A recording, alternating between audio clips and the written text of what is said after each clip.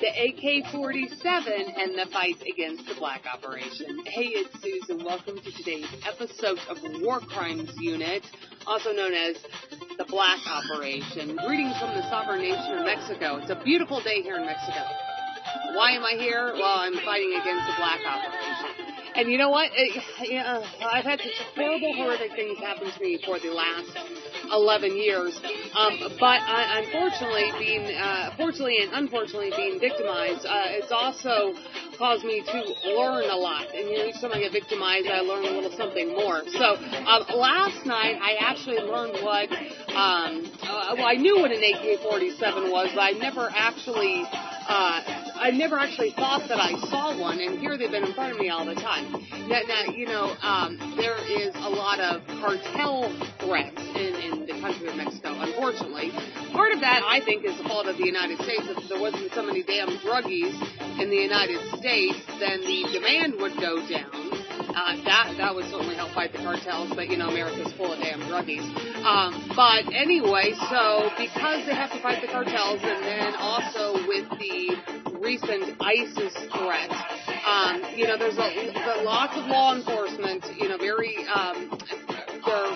visible within the country of Mexico. So, it's like I have seen local law enforcement, which would be the police, and then federal law enforcement, which is the federal police or the federales, and then the military carry all different sizes of weapons.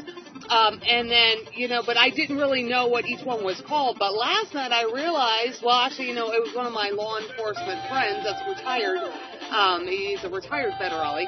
Explained to me that the police officer standing next to me was carrying an AK-47. I'm like, oh my God, that is an AK-47? I'm like, you gotta be kidding me. That's an AK-47? I mean, I knew it looked like a big badass weapon, but I didn't know that was like AK-47. I was like, man, dude, that's way cool, And he was telling me like the bullets in that thing are like about this big, these guys, they gotta worry about fighting the cartels, I'm like, well, dude, anybody comes after me here in Mexico, I'm like, they can take that AK-47 and fire at will, fire at will. I got so many assholes in the United States that the American legal community refuses to do anything about. Now, my crazy situation is because the legal law enforcement and the legal community plea bargained my child into terrorists, into Al-Qaeda, into, the Taliban, the Islamic Republic of Iran, Hezbollah, or whatever.